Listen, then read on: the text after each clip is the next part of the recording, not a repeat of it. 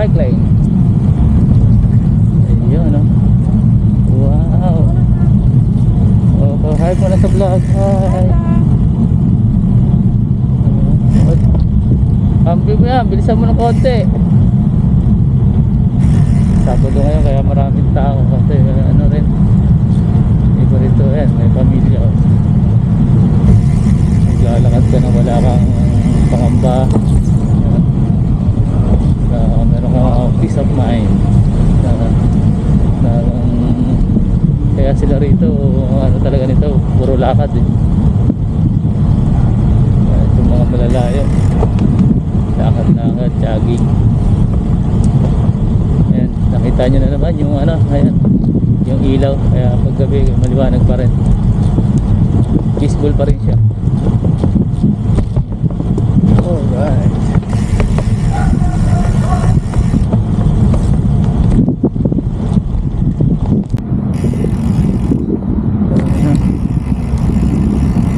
Pagdilim na, alas 8 na, ayan, alas 8. Pero ano pa rin, liwanag. Si oxygen na sa unahan natin. Ayan, nasa ilalim tayo ng ano, flyover. Gagana naman tayo ito sa mini tunnel.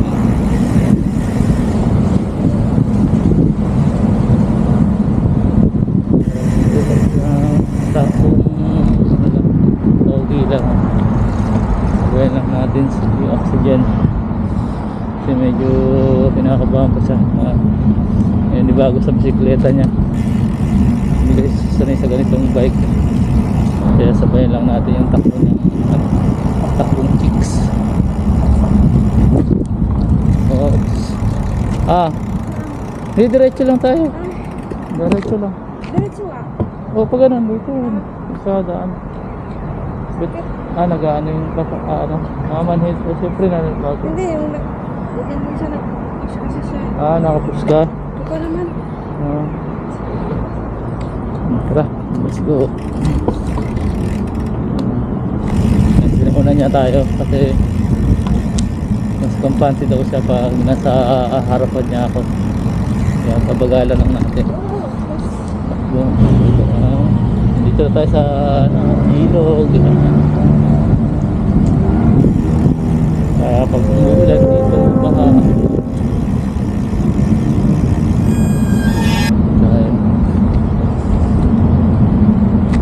mamaya na lang ulit. At kung lagi naman kayo napapanood dito pag nagbabike tayo, lagi naman ito nadadaanan natin, kaya mamaya na lang ulit.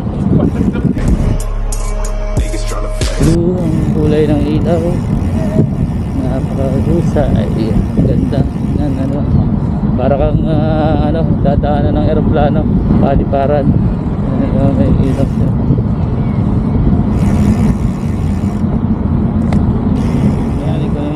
Gabi na, madilim na. At ang oras ay 8:30. Ayan. Dito tayo ngayon sa ilalim pa rin ng flyover. Tapos may cold store dito. Ayan, yung CU. Ano mo na? Yung CR. May CR. Tapos sumami naman ang anak. Kaya mo na?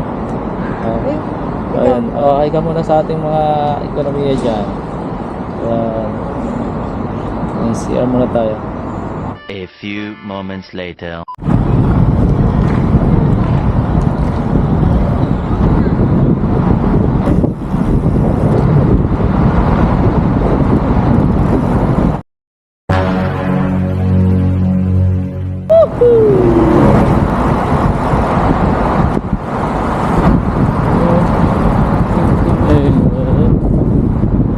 Yun ang mahirap sa nagbo-bike. Kahit saan naman, kahit anong sasakyan, basta magko-cross the lane ka or tatawid ka, dapat titingin ka muna, diba? Kaya maraming nadidisgrasya hindi titingin, hindi mo alam may parating na mabilis, kaya yung mga sasakyan, kaya yung iba nadidisgrasya. Hindi lang nila yung sarili nila, hindi nila iniisip na merong iba ding mga sasakyan na bumabiyahe o dumadaan doon sa karsadang dinadaanan, di ba? Lagi mong isipin, hindi lang ikaw mag-isang dumadaan sa karsada. Always isipin mo yan pag nag-drive ka, kahit anong uri ng sasakyan, bisikleta man o motor or four wheels man yan, kaya titingin left and right. Kung tatawid ka man sa mga cross lane, hindi mo alam minsan may parating na mabilis, para iwas disgrasya, di ba?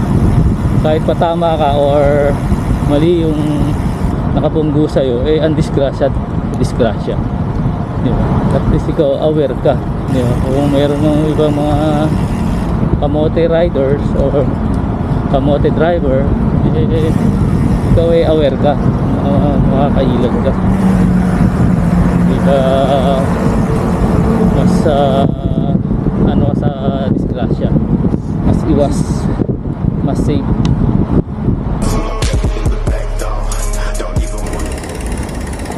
Dito tayo, magdaan tayo dito sa may tunnel. Nakakita talaga, may harang yun para hindi daanan ng mga sasakyan, kung ano lang talaga yung tao kakabay. Dito tayo sa tunnel. Dito tayo. Yun, ito yung daanan para aakyat na kami. Pupunta kami kay Carmela, isa sa mga friend natin dito sa Seoul. Okay, pwede ka lumabas na doon sa bike lane. Dito may daan, may access para makakakita ka.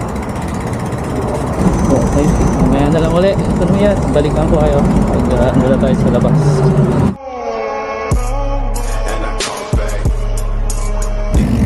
Yan, dito na tayo sa main road, sa daan ng mga sasakyan. Dito na tayo, ayan, may bus na kaya ayan, lakad na tayo. Ayan, dito lakad na tayo, tawid na tayo rito, tawid. Okay, ayan, tapos na kami sa bahay ni Carmela. Ano tayo?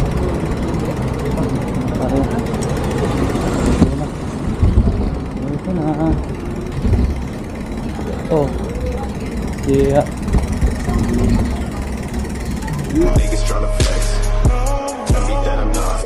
Daming karne. Nakuha kaming karne. Yan ang sponsor. Sponsor lang sa karne. Nakalibre kami. Salamat sa sponsor. Pero matitibay sana yun. Oo, matitibay na. Mga karne to, karne. Sa Pinas yan, marami ng mga ano yan. Ito yung rep po. Bigay lang. Ang laki-laki ng rep po. Bigay lang. Electrolux. Padala ko daw yun Yung rep. eh. Carmela. Siguro ng 120, ano? Pauwi na kami. 30.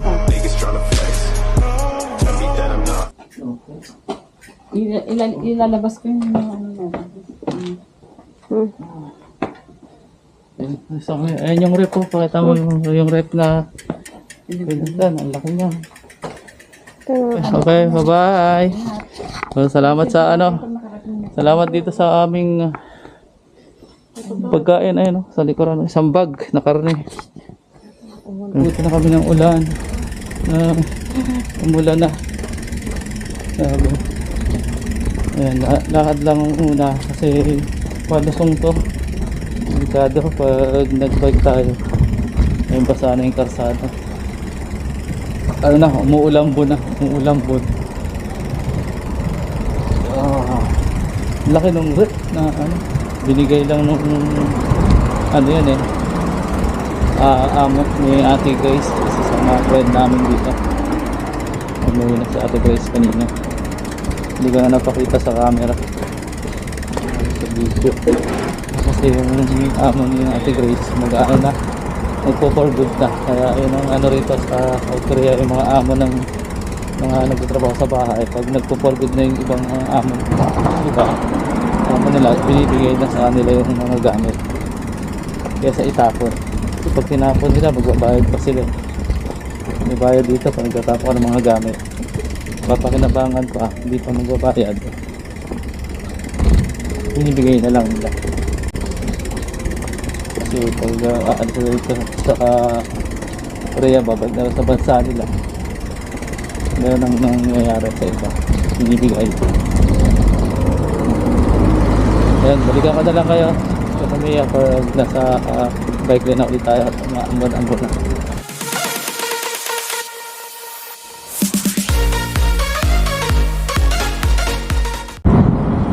At mag-alas 11 na.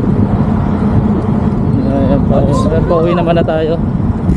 At nabigyan nga tayo ni Carmela ng mga mga karne na galing doon sa amo din nila. Kasi nga yun, pati yung rep sigay na. Kaya tayo, tumulong lang tayo doon sa nagbuhat. Pinalabas natin yung luma niyang rep. Umaambon-ambon ngayon. Ayan, nakikita niyo sa siguro sa camera. Dagdag bilis na para lumakas pa. Si oxygen nasa likuran natin. May dala, nagkar tayo ng dalang bag ngayon. May backbag kasi laman ng mga karning ng ibang binigay sa atin. Ayan, may mga nagja-jogging pa rin sa ubat.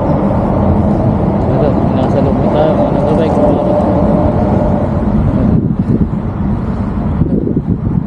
Ayun, lakas ng ilaw din nila. Ayan, mga bikers din. Dahan lang rin kasi basa yung karsada na. Ma-slide tayo. Dagdag ingat lang. Dito naman kasi kahit ating gabi rito, 100% safe naman ang drive ko dito. Wala nang masasamang loob. Kaya kahit gabi safe mag-bike. Kaya rito marami ang go-bike mga matanda bata.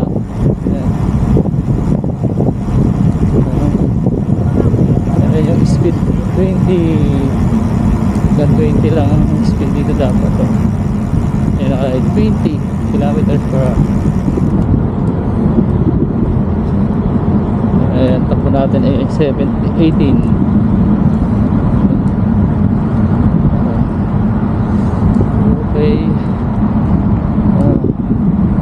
Kanina ang daming tao, ngayon wala na kasi alas 11 na. So 11:30 na. Ayun na, may mga nag-jogging pa rin. Kaya meron pang dumaan na sa tren. Meron pang tren 11:30. Meron pang tren tsaka ito flyover. Sa ilalim tayo. Ilalim nito, yan, meron mga lepers. May nagja-jogging.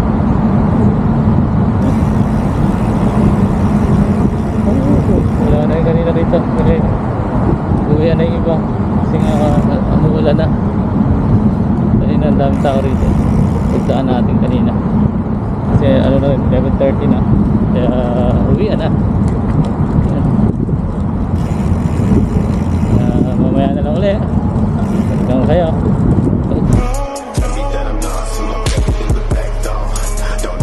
Palito ko sa inyo yung gitna.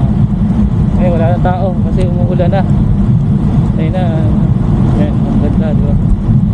Ngayon naman nasa gitna niya yung dalawang grid sa gilid. Meron po mga rito, lalakad. Yan, umuulan umuulan na. Ngayon tayo, yung salamin ko rin, basa na. Kaya, yan. Rest muna. Nakunat. At pagod na rin. Kasi yung maambon. Basa. Basa yung aking salamin. Kaya, pahinga muna kami rito. Sa ilalim ng flyover. Top sa ilalim. Yung bike natin, Ito sa Saturday. Para maano ko siya Gamit. hindi na siya masakit ko masyado ngayon. Kailangan talaga magamit mo. diba? Ano, naka-charge yan? Saan yung charger? Yun. Okay. Pahinga uli kami. Oh, larga na naman tayo.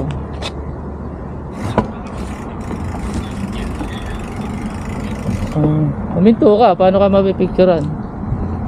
Oh, yan, picture muna daw kami. Ay, patay na. Yan lang. Oh. Ganito, oh. Mga pink roses. Ayan na.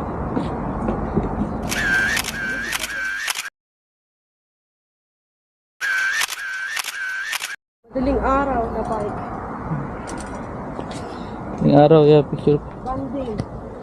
picture muna para banding namin yung dalawa. Para biyahe uli.